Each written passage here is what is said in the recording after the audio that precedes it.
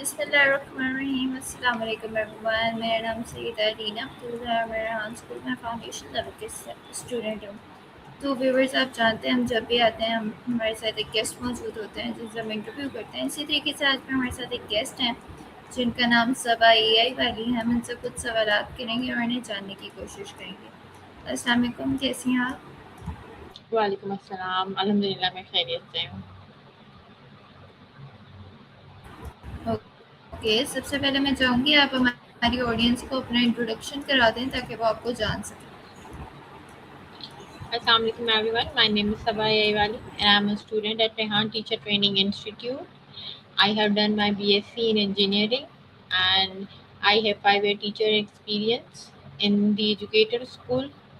Along my side, I am a housewife and I have 2 daughters. This is my short info. Okay, nice introduction. तो मैं आपसे पूछना चाहूँगी आपने Rehan school कब ज्वाइन किया? Before 2 months after रमज़ान मैंने जो है ना रेहान स्कूल की ज्वाइनिंग दी थी और जो है अब मुझे 2 मंथ्स कंप्लीट हो गए हैं। ओके, तो आप मुझे बता सकती हैं आपको स्कूल के बारे में कैसे पता चला? जी, मुझे जो है मेरी सिस्टर ने बताया था कि इस तरीके से एआई स्किल्स दे रहे हैं, क्योंकि बहुत सारे प्लेटफॉर्म्स हैं जो एआई स्किल्स दे रहे थे, लेकिन वो जिस तरह उनकी ऑनलाइन वीडियोस चलती थी हमें वही देखनी होती थी। तो लेकिन यहाँ पे ये था कि आपको ऑनलाइन डेली क्लासेस पे हो रही था और डेली क्लासेस भी दी जा रही थी। तो मुझे बहुत अच्छा लगा कि भई मैंने इनकी पहले कुछ ऑनलाइन क्लासेस देखी भी, रात में जो चलती हैं ऑनलाइन क्लासेस, उनको मैंने देखा कि माशाल्लाह इनका जो फैसिलिटेटर्स वगैरह थे, उनका पढ़ाने का अंदाज़ और ये सारी चीज़ें मुझे बहुत अच्छी लगी। तो फिर देन मैंने इनको जॉइन किया। ओके, तो ऐसी कोई ख़ास चीज़ थी जिससे आपको बहुत ज़्यादा इंस्पायर किया हो ये स्कूल ज्वाइन करने के लिए, या आपने खुद ही फैसला किया कि मुझे ज्वाइन करना चाहिए, कुछ सीखना चाहिए? नहीं था, मुझे मुझे इनके टास्क बहुत पसंद आए थे। मैंने ऑनलाइन भी देखा था कि भई जिस तरीके से ये लोग बच्चों को फ़ोर्स करते थे कि भई इन लोगों ने टास्क ज़रूर करने हैं और टास्क फुलफ़िल करने पे ही आपको सर्टिफ़िकेट्स मिलेंगे, और ये जो उनकी कुछ रेगुलरिटी के ऊपर और ये जो कुछ टास्क के ऊपर जो बच्चों के ऊपर जो ये लोग ज़बरदस्ती करते हैं कि भई आपकी ये कंपल्सरी है कि आपने ये सारे कुछ करना है। ऐसा कुछ नहीं है कि मैं ये टास्क कर लूँगी, वो छोड़ दूँगी या इंटरव्यूज़ नहीं करूँगी और पोस्ट बना लूँगी, तो सोशल मीडिया अकाउंट्स नहीं बनाऊँगी, ऐसा कुछ नहीं था। इनकी डील में ऐसे ही था कि भई जो काम है, जो लेवल 1 का काम है, सारे काम करने हैं, सारे टास्क डन करने हैं, उसके बाद ही आप एलिजिबल होंगे एक लेवल क्रॉस करके। तो मेरे को ये बहुत अच्छा लगा था, क्योंकि यहाँ तो अगर हम देखे जाए तो फिज़िकली हमें बहुत सारे ऐसे सेंटर्स मिलते हैं जो हमें एआई टूल जो है यूज़ करना बता देते हैं। लेकिन कभी भी किसी ने एआई टूल को इस कदर इम्प्लीमेंट नहीं कराया कि भई आपने एक ही टूल से इतने ज़्यादा टास्क बनाए हों और फिर बाद में वो एआई टूल आपको हिफ्ज़ हो गया हो कि भई अब अगर कोई हमें इस चीज़ के बारे में, एडिटिंग के बारे में, कोई कॉल वगैरह के बारे में या फिर टेडक्स के कुछ रिव्यूज़ के बारे में अगर आप बोलें, तो मतलब ऐसा कि हम कभी भूल जाएँ किसी चीज़ को यूज़ करना, तो ऐसा पॉसिबल नहीं है, क्योंकि अब हम इन्हीं चीज़ों को यूज़ करके हमने फ़ेसबुक, लिंक्डइन, ये प्लेटफ़ॉर्म्स इतने ज़्यादा हमने यूज़ किए हैं कि भई अब हम इनको ऐसा नहीं हो सकता कि भूल जाएँ, हम इनको आँख बंद करके भी अब चला सकते हैं। तो मुझे ये चीज़ बहुत अच्छी लगी थी कि ये लोग अगर कोई चीज़ सिखा रहे हैं तो उसका इम्प्लीमेंट भी सिखा रहे हैं कि भई उसको आगे किस तरीके से आपने कंटिन्यूटी देनी है। जी, आपने बिल्कुल ठीक कहा, बिल्कुल ऐसा ही है। बहुत सारे टास्क होते हैं, वो हमें करने होते हैं। तो आप मुझे बता सकती हैं इन सारे टास्क में से सबसे फ़ेवरेट टास्क आपका कौन-सा है जो आपको करना बहुत पसंद है? जी, कोडिंग भी मुझे अच्छा लगता है, लेकिन आई थिंक मुझे टेडक्स के रिव्यूज़ बनाना बहुत अच्छा लगता है। शायद ये भी कह सकते हैं कि मुझे जिस तरीके से रीडिंग और स्पीकर्स जो है बहुत फैसिलिटेट करते हैं, तो मैं शायद उन्हें कॉपी करके और उस तरीके से रिव्यूज़ बनाने की कोशिश करती हूँ कि काफ़ी अच्छे बन जाएँ। तो इसलिए मुझे टेडक्स रिव्यू बनाना बहुत अच्छा लगता है। ओके, तो ऐसा कोई टास्क है जो आपको करना मुश्किल लगता हो या आपको पसंद ना हो? अ, पसंद नहीं तो कुछ भी नहीं होता, क्योंकि अब तो हम इस एज के उस लेवल पे नहीं कि जिससे हमें पता होता है कि ये चीज़ जो है इस चीज़ का पार्ट है, लेकिन करना मुश्किल लगता है। जिस तरह मुझे टेडेक्स का रिव्यू जितना बनाना पसंद है ना, उस टास्क को मुझे अपलोड करना थोड़ा-सा मुश्किल लगता है, क्योंकि हमारी फैसिलिटेटर बोलती हैं कि ये टास्क बहुत खूबसूरत टास्क होता है, उसको बड़ा सजा के आपने जो है ना पेश करना है। इसके लिए हमें बोला जाता है कि आपने जो है स्पीकर की बायोग्राफी भी निकालनी है, स्पीकर के जो है आपने लिंक्स भी निकालने हैं, यूट्यूब का जो आपने उसका लिंक निकालना है, तो सोशल मीडिया हैंडल्स भी निकालने हैं। और समटाइम हमें स्पीकर्स की चीज़ें इतनी आसानी से नहीं मिल रही होती हैं। किसी भी स्पीकर का आप कोई भी फेसबुक अकाउंट या कोई और चीज़ अकाउंट वगैरह देखने के लिए या फाइंड कर रहे हैं हम लोग, तो हमें इतनी आसानी से नहीं मिलता, हमें बहुत सर्चिंग करनी पड़ती है। कभी-कभी हमें यूट्यूब से खुद उठाने पड़ते हैं, कभी हमें चैट जीपीटी का सहारा लेना पड़ता है। और बहुत दफ़ा तो मैंने अपनी फैसिलिटेटर का ही लिया कि मैम मैं तो नहीं मिल ही नहीं रहा हूँ मुझे कुछ इनका। तो जो है ये है कि चीज़ें करना थोड़ी-सी मुश्किल लगती है, लेकिन जब करनी आ जाती हैं तो फिर वाक़ई आसान हो जाती है। जी, बिल्कुल ठीक कहा आपने, ऐसा ही होता है। तो मेरा अगला सवाल ये है कि रेहान स्कूल जॉइन करने के बाद आपको अपने अंदर क्या चेंजेस नज़र आए हैं जो आपके अंदर पहले नहीं थे? नहीं, सच ऐसा नहीं होता कि आपके अंदर वो क्वालिटी मौजूद ना हो। अ, वो चीज़ या वो सलाहियत आपके अंदर होती है तो उभर के सामने आती है, ऐसा होता है। लेकिन उस चीज़ को पॉलिश करना और उस चीज़ को निकालना, वो एक आपके सामने जो है ना बैठा हुआ आर्ट ही निकाल सकता है। तो मैं ये कहूँगी कि ये खूबी तो आपके रेहान स्कूल के फैसिलिटेटर में है कि वो हर बंदे को पॉलिश करते हैं, हर स्टूडेंट को पॉलिश करने की कोशिश करते हैं और चाहते हैं कि उनका हर स्टूडेंट जो है ना बहुत निखर के सामने आए। तो ये है कि कॉन्फिडेंस आपका बिल्ड होता है, आपकी वोकैबुलरी बढ़ती है, आपकी कम्युनिकेशन स्ट्रॉन्ग होती है और आपका जो कॉन्फिडेंस है वो दूसरों से एटलीस्ट बहुत ज़्यादा बातचीत करते हुए बिल्डअप होता है कि आप अगर अब किसी से बात कर रहे हो तो आपके पास नॉलेज है, आपके पास वर्ड्स हैं जिसका आप यूज़ करते हैं। अदरवाइज़ अगर आप इन चीज़ों को नहीं पढ़ते और इन चीज़ों को मेमोराइज़ नहीं करते, तो आपके पास मेरे ख्याल से किसी से बात करने के लिए कोई ऑथेंटिक वर्ड्स नहीं होते, कोई नॉलेज नहीं होती और आपकी बात मीनिंगफुल नहीं होती। तो ये है कि किसी भी चीज़ को पढ़ना या सीखने के लिए सीखने से आपको बहुत फ़ायदा होता है, जिसका इम्प्लीमेंट आपको खुद अपनी लाइफ में प्रॉपर्ली नज़र आ रहा है। जी, आपने बहुत अच्छा जवाब दिया, ऐसा ही होता है। तो आप मुझे बता सकती हैं, आपने जैसा कि मुझे बताया कि आपके पास 5 इयर्स का टीचिंग एक्सपीरियंस है। तो ऐसी क्या चीज़ आपको इंस्पायर करती थी कि आपको टीचिंग करने का बहुत शौक हुआ और आपने इतना टाइम टीचिंग करके आपने क्या कुछ सीखा? जी हाँ, शादी के बाद मैंने की थी, मुझे ऑफ़र आई थी अ, अपनी बेटियों के स्कूल से ही। मेरी बेटियाँ एजुकेटर्स में पढ़ती थी, तो वहाँ से ऑफ़र आई थी। वहाँ पे एक वैकेंसी थी उनके मैथ्स टीचर की। तो उन्हें पता था कि मेरी बच्चियाँ ट्यूशन वगैरह नहीं जाती, घर पढ़ती हैं, तो वहाँ की टीचर ने बोला कि क्यों नहीं आप कुछ महीने के लिए आ जाएँ और थोड़ा-सा हमारा सपोर्ट कर लें। मैंने कहा अच्छा। तो जब मैं वहाँ गई तो वहाँ की परमानेंट टीचर ही हो गई। और मैथ्स पढ़ाना मुझे शुरू से बहुत पसंद था, लेकिन वहाँ जाके फिर मुझे जो है ना उन लोगों ने एज़ अ मैथ्स के बाद as a English language teacher लिया। मैं इंग्लिश ग्रामर भी मैंने काफ़ी टाइम पढ़ाई है। तो वहाँ से भी मैंने बहुत एक्सपीरियंस लिया, वहाँ से भी मैंने बहुत सीखा था।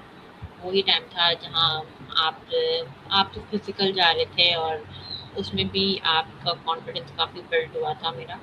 तो बस फिर उसके बाद से अ, ऐसा बंदे को हुआ कि भाई टाइम बाय टाइम कुछ ना कुछ सीखते रहे, ऑनलाइन सीख लिया, कुछ बुक्स पढ़ ली, कुछ चीज़ें कर ली। लेकिन अब एआई का टाइम आया तो फिर हमने सोचा कि अब एआई की तरफ चलते हैं, थोड़ा इसको भी एक्सप्लोर करते हैं। ओके, बहुत अच्छा आपने कहा। तो आप मुझे बता सकती हैं कि अगर आपकी जर्नी अभी तक के स्कूल में कैसी रही? आपने क्या कुछ सीखा और बहुत कीमती कौन-सी वैल्यूएबल लेसन है जो आपने स्कूल में आने के बाद, ये टीचर ट्रेनिंग करने के बाद सीखा? जी हाँ, बहुत ज़्यादा कि मैंने यही सीखा कि हर चीज़ को आप सीख लेते हैं, अगर आपको प्लेटफ़ॉर्म प्रोवाइड कर भी दिया जाता है, तो भी बहुत सारे लोग उस प्लेटफ़ॉर्म को आई थिंक उस तरीके से यूटिलाइज़ नहीं करते। अब कुछ चीज़ें हैं कि जैसे कि ये हम टीचर ट्रेनिंग में तो आपके पास टाइम बहुत कम होता है और टास्क बहुत ज़्यादा होते हैं। तो ये है कि इसने हमारे लिए हमें बहुत हार्ड वर्कर बनाया है। और हार्ड वर्किंग तो बहुत ज़्यादा सीखिए कि कहने को आसान बात होती है कि आप कंप्यूटर पे बैठे हैं या लैपटॉप पे बैठे हैं तो कुछ नहीं कर रहे, लेकिन जो बैठा हुआ होता है ना उसे पता होता है कि इसके बाद उठ के खड़े होंगे ना फिर पता है फिर क्या होगा। तो बहुत टाइम टेकिंग है ये काम, और मुझे ऐसा लगता है कि अ, शायद मैरिड वाइफ हूँ, जो इस वजह से जो है ना अ, थोड़ा-सा मुझे मुश्किल लगा अपने टास्क को कंप्लीट करना, लेकिन मैंने बहुत स्ट्रगल की। आपने यहाँ से मैंने सबसे ज़्यादा तो हार्ड वर्किंग सीखी। फिर ये कि आपने किस तरीके से अपने हार्ड वर्किंग को कंटिन्यू करना है और अपने साबित कदम रहना है कि नहीं, टास्क हैं तो बहुत ज़्यादा, लेकिन कंप्लीट हो जाएँगे। इसी तरह लाइफ में बहुत सारे आपको हर्डल्स आएँगे, लेकिन वो सब खत्म हो जाएँगे। एक टाइम ऐसा आएगा कि वो चीज़ आपको नज़र भी नहीं आएगी। तो आपने साबित कदम रहना है, हिम्मत नहीं हारनी और लगे रहना है। इंशाल्लाह अल्लाह पाक आपको कामयाबी ज़रूर देंगे। सो आपने मुझे बताया कि आप एक टीचर भी थी, तो मैं आपसे पूछना चाहूँगी, आप एक स्ट्रिक्ट टीचर थी, सॉफ्ट हार्टेड टीचर थी, या कैसी टीचर थी? स्टूडेंट्स आपके साथ कैसा फ़ील करते थे? नहीं, ये सॉफ्टनेस और जो वो आती है स्ट्रिक्टनेस, जो है ना आपकी लेवलाइज पे आती है कि अगर आपको प्राइमरी सेक्शन दिया जाता है तो प्राइमरी सेक्शन में भी सख्ती की ज़रूरत ही नहीं होती। वहाँ के बच्चे बहुत अच्छे होते हैं, वहाँ तो आप खुद बच्चा बन जाते हैं। बड़ा मज़ा आता है वहाँ के बच्चों को पढ़ाने का। तो लेकिन जहाँ आपको ग्रेड अप करके बड़ी क्लासेस में भेज दिया जाता है तो वहाँ फिर आपकी स्ट्रिक्टनेस ही चलती है, और स्ट्रिक्टनेस नॉट एज सच कि भाई आप बच्चे को पनिश कर रहे हैं, बट वहाँ पे मैंने आपको बताया, मैंने एजुकेटर से भी बहुत कुछ सीखा। और एजुकेटर्स में हमारी वर्कशॉप्स होती थी जहाँ हमें सिखाया जाता था कि आपने बच्चे को हिट करना तो अलाउ नहीं था हमें, लेकिन किस तरीके से आई कॉन्टैक्ट के साथ आपने बच्चे को जो है ना डरा के रखना है। तो ये है कि हमें इस तरीके से हम बच्चों को डराते थे। हमारी स्ट्रिक्टनेस सिर्फ़ इसकी हद तक होती थी कि हमने बच्चे को रोक देना है कि आपने ये काम बस यहीं तक ही, यहाँ से आपने स्टॉप हो जाना है और इससे आगे नहीं जाना। तो ये वाली स्ट्रिक्टनेस मुझे बहुत अच्छी लगी, और ये बहुत काम आती है आपको आगे भी। एज़ अ पेरेंटिंग भी अगर आप देखें, हम कुछ भी सीख रहे हैं, टीचर ट्रेनिंग में मैं कुछ सीख रही हूँ, मैंने अगर अपने क्या कहते हैं टीचिंग एक्सपीरियंस से सीखा है। बहुत सारी ऐसी चीज़ें सीखी हैं जो आपको क्लासरूम के हवाले से सिखाई जाती हैं, लेकिन वो एज़ अ पेरेंटिंग आपको बहुत हेल्प करती है। जी, आपने बिल्कुल ठीक कहा, ऐसा ही होना चाहिए। तो आप मुझे बता सकते हैं कि जब आपको कभी स्ट्रेस होता है या किसी चीज़ की बहुत टेंशन होती है, तो आप क्या करती हैं? तो मैं मेडिसिन लेके सो जाती हूँ क्योंकि स्ट्रेस में तो आपको माइग्रेन ही होता है, इससे ज़्यादा तो कुछ नहीं हो सकता। ओके। तो अगर आपकी लाइफ में या कुछ भी सीखने में कोई चैलेंज आप फेस करती हैं, तो आप उसे कैसे हैंडल करती हैं, या आपकी हेल्प कौन करता है जब भी आपके पास कोई चैलेंज आता है, कोई मुश्किल काम आ जाता है तो? हाँ, तो चैलेंजेस आते हैं आपकी लाइफ में, लेकिन हर चीज़ को आपने सम टाइम स्टार्टिंग में एक टाइम ऐसा आता है कि आप दूसरों को बोल रहे होते हैं कि मुझे ये प्रॉब्लम है, लेकिन एक टाइम ऐसा आता है कि आप समझ जाते हैं कि आपने अपने प्रॉब्लम्स खुद सॉल्व करने हैं। तो उस टाइम पे जो है ना आप सिर्फ अल्लाह पाक का सहारा लेते हैं, इसके अलावा किसी का नहीं करते। दुआ करते हैं, और जो भी आपके अपना एक मुश्किल वक़्त होता है या मुश्किल टाइम होता है, उससे बाहर निकलने के लिए जो आपकी कोशिश होती है, वो करते हैं। समटाइम्स इंसान के लिए बहुत सारे रास्ते होते हैं, लेकिन उस सिचुएशन में इंसान इस कदर महव हो चुका होता है कि उसे वो रास्ता नज़र नहीं आता। तो हमेशा जब भी इंसान मुश्किल में हो तो कम से कम एक दफ़ा बैठ के उस पूरी सिचुएशन को ज़रूर सोचे। मैं कहती हूँ कि आपको ना दूसरों की हेल्प तब लेनी चाहिए जब आप ये समझो कि आपके पास हाथ और पैर नहीं है। इसके अलावा मुझे नहीं लगता कि आपको कभी भी किसी भी मोड़ पे, किसी भी काम के लिए किसी की तरफ देखना भी चाहिए। आपको सोचना ही नहीं चाहिए कि आपको हेल्प आउट के लिए किसी की हेल्प की ज़रूरत है। आपको ये सोचना चाहिए कि 4 लोगों को मेरी मदद की ज़रूरत है। तो फिर ऐसा कभी आपको सिचुएशन फ़ील ही नहीं होगी कि भई आप जो है ना मुश्किल में हैं। जी, आपने बिल्कुल ठीक कहा, ऐसा ही होता है। तो अब आप मुझे बता सकती हैं, ऐसी कौन-सी चीज़ है जो आपको बहुत खुश करती है? खुश करती है। मुझे अपने बच्चों के साथ रहना और अपनी फैमिली के साथ रहना बहुत अच्छा लगता है।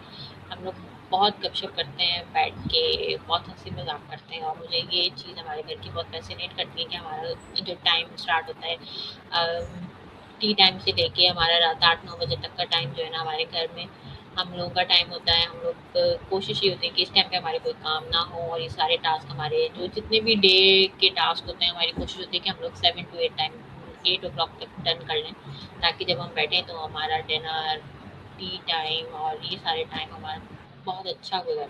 पूरे दिन की एक-दूसरे को बातें बताते हैं, आज मैंने ये किया, वो बताएँगी स्कूल में ये हुआ, वो बताएँगे ऑफ़िस में ये हुआ। और वो टाइम मुझे अपना बहुत अच्छा लगता है। ओके, तो मेरा अगला सवाल आपसे ये होगा कि अगर आप पाकिस्तानी एजुकेशन सिस्टम में एक प्रॉब्लम को फिक्स करना चाहें तो वो क्या प्रॉब्लम होगी? तो प्रॉब्लम,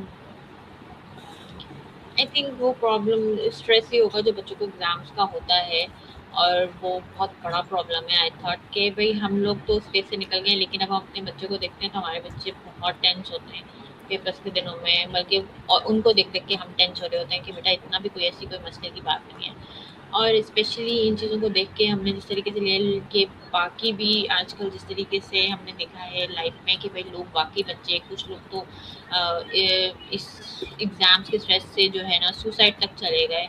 ये भी जो है ना हमने स्टोरीज सुनी। तो कम से कम एटलीस्ट हमारे को लगता है कि भाई आपको ना बच्चों के बस जो एग्ज़ाम स्ट्रेस है ना वो कर देना, कम कर देना चाहिए। ये मानते हैं हम कि कंपटीशन बहुत ज़्यादा बढ़ गया है और बहुत टफ कंपटीशन है आजकल, सब पढ़ना चाहते हैं, सब आगे बढ़ना चाहते हैं।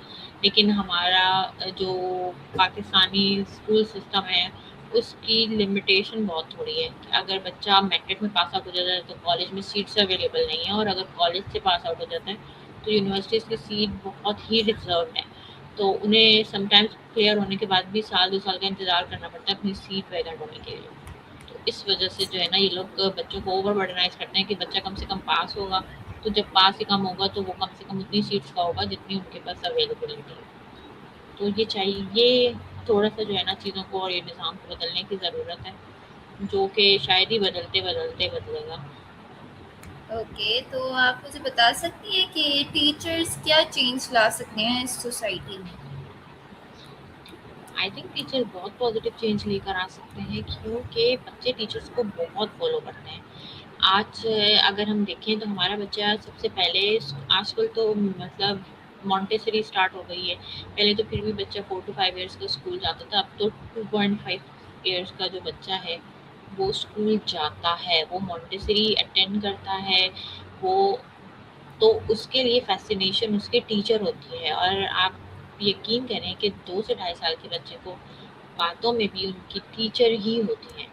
वो अगर घर आएगा तो टीचर ने ये बोला, टीचर ने ये किया, इवन ये कि वो लैंग्वेज भी टीचर की फ़ॉलो करने लगता है।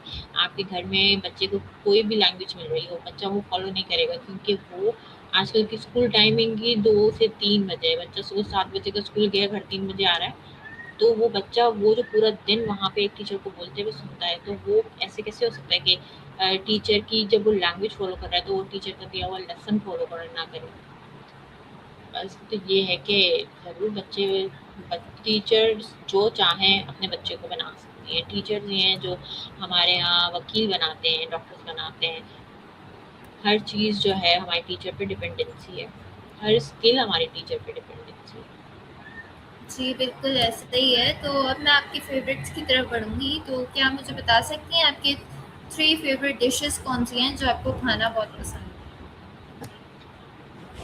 3 फेवरेट डिशेज़ बिरयानी हमारे घर बहुत ज़्यादा बनती है, और इसके अलावा हलीम बहुत ज़्यादा बनती है, और ये दोनों चीज़ें तो हमारे घर बहुत ज़्यादा बन जाती हैं, और जब हम इन खानों से बहुत ज़्यादा तंग आ जाते हैं तो फिर हम दाल-चावल भी बहुत अच्छे बनाते हैं।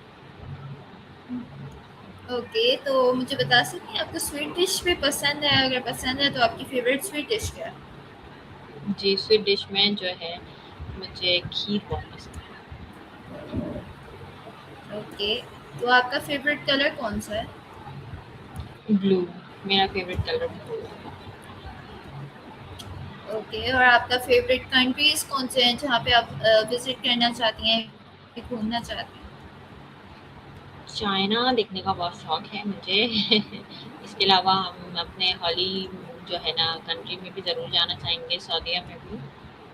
अदरवाइज़ चाइना और ये जापान, इनकी जो भी वर्क रेट्स इतनी ज़्यादा हाई हैं कि भई देखने का दिल करता है, फ़ैसिनेट करते हैं यहाँ के बच्चे, यहाँ की स्कूलिंग, हर चीज़ ही फ़ैसिनेट करती है। ओके, तो आप मुझे बता सकती हैं आपकी हॉबीज़ क्या हैं? आप फ्री टाइम होता है तो आप क्या कुछ करती हैं?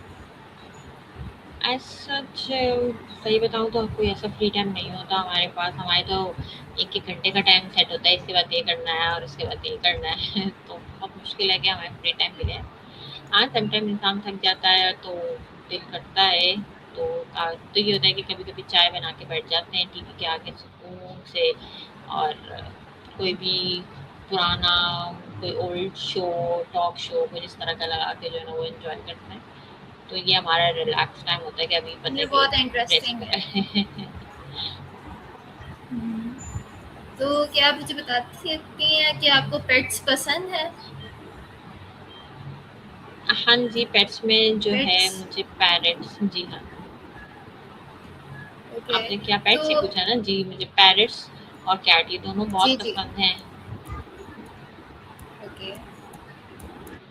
तो आप उन स्टूडेंट्स को क्या पैगाम देना चाहेंगी जो रेहान स्कूल को ज्वाइन करना चाहते हैं या एआई स्किल्स वगैरह सीखना चाहते हैं? जी हाँ, मैं यही पैगाम देना चाहती हूँ कि भई आप लोग ज़रूर सीखें और जॉइन करने का मतलब ये नहीं होता है कि आप बहुत सारे स्टूडेंट्स ऐसे होते हैं कि जो जॉइन करने के बाद बहुत ही इर्रेगुलरिटी से काम कर रहे होते हैं, बहुत बेदिली से कर रहे होते हैं क्योंकि उनके पेरेंट्स ने उनको डाला होता है, उनकी अपनी ख़्वाहिश नहीं होती है। तो मैं यही कहती हूँ कि मतलब आप जो पेरेंट्स बच्चों को डाल रहे हैं ना, वो बच्चों को डालने के बजाय खुद आ जाएँ। और जब बच्चे अपने पेरेंट्स को हार्ड वर्क और इस तरह की लर्निंग करते हुए देखते हैं ना, तो वो खुद ही फ़ैसिनेट होते हैं और उन्हें पता चलता है कि भई लाइफ़ आगे है ही यही और स्ट्रगलिंग का नाम है। इसी तरह हमने भी स्ट्रगल करना है, जिस तरह हमारे पेरेंट्स स्ट्रगल कर रहे हैं और वो फिर आगे जो है ना, बच्चों को एक ऐसा पाथ प्रोवाइड करते हैं कि बच्चे उनको फ़ॉलो करते हैं कि जब हमारे पेरेंट्स इस एज में सीख रहे हैं, तो शायद हमें भी ये काम है, ये हमें भी इस एज में आके या इस एज को ये समझ के नहीं करना है, बल्कि हमने भी इसी कंटिन्यूटी के साथ लर्निंग को कंटिन्यू करना है। तो ज़रूर सीखें, बच्चे भी ज़रूर आएँ और बच्चे भी सीखें क्योंकि बच्चे तो हमसे ज़्यादा जल्दी सीखते हैं। मैं कहती हूँ बच्चों का दिमाग अलग आपने हमसे ज़्यादा आने वाली नस्ल का हमसे ज़्यादा तेज़ है और वो हमसे ज़्यादा जल्दी सीखते हैं। हम तो फिर भी काफ़ी टाइम अपने फैसिलिटेटर को तंग करते हैं कि मैम इसको और क्लियर करें, इसको और क्लियर करें। लेकिन बच्चे जो हैं उनकी जो हार्डशिप्स हैं वो हमसे बहुत लो लेवल पर हैं कि वो थोड़ा-सा भी बैठते हैं तो वो हमसे डबल देते हैं। तो ज़रूर सीखें बच्चों को ये स्किल्स बहुत ओके। वैल्यूएबल है।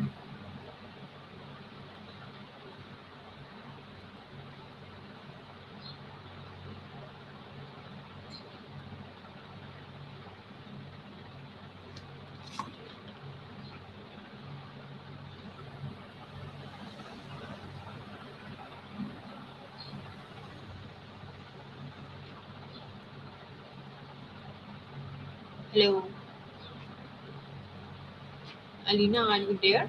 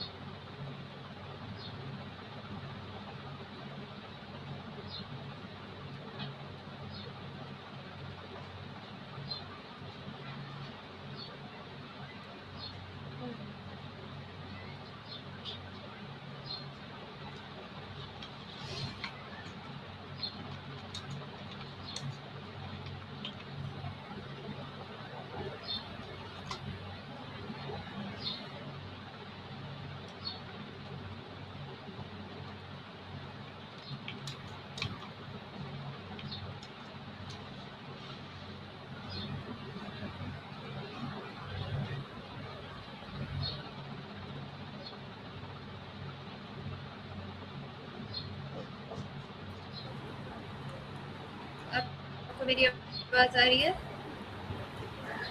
जी, अरे क्या हुआ था? मेरा लैपटॉप शट डाउन हो गया था अचानक से। अच्छा, बस मैं यहीं से आपसे लास्ट सवाल पूछूंगी और फिर एंड करूंगी, ठीक है? ओके। ओके, तो मेरा आपसे सवाल ये है कि आप हमारी ऑडियंस को क्या पैगाम देना चाहेंगी, आखिरी ओपिनियन, ताकि वो लाइफ में कुछ कर सकें या उनको भी कोई फ़ायदा हो? यही कि भाई जो हार्डशिप्स हैं वही आपको आगे लेके जा सकती हैं। इसके अलावा अगर आप कहें कि आपको सजा-सजाया पेट में या बना-बनाया हलवा मिल जाएगा प्लेट में, तो ऐसा कुछ नहीं होता। क्योंकि इस लाइफ में अगर आपने बहुत ज़्यादा स्ट्रगल्स हैं और बहुत ज़्यादा जो है ना मेहनत है, और आपको वो मेहनत सीखनी चाहिए, ना कि आपको डिपेंडेंट होना चाहिए अपने पेरेंट्स पे।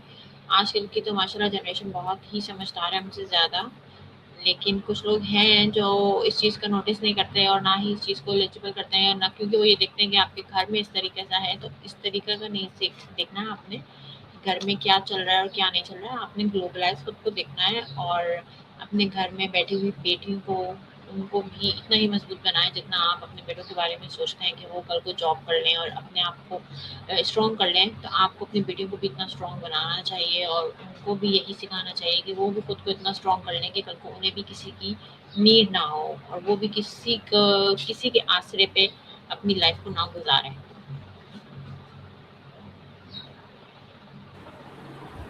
जी, आपने बहुत अच्छी एडवाइस दी, मुझे बहुत अच्छा लगा। थैंक यू सो मच, आपने हमें अपना कीमती वक़्त दिया। थैंक यू मुझे अरीना, उम्मीद है मुझे भी आपको मेरी आपके साथ सारी बहुत अच्छा बातचीत लगा। पसंद आएगी। जी, जी, जी। ज़रूर। बहुत पसंद आया मुझे आपके साथ बात करके, अच्छा लगा। ओके, सो व्यूअर्स, ये था आज का हमारा इंटरव्यू सबा एआई वाली के साथ। तो मुझे उम्मीद है आपको पसंद आया होगा। सो तब तक के लिए अल्लाह हाफ़िज़। पाकिस्तान ज़िंदाबाद।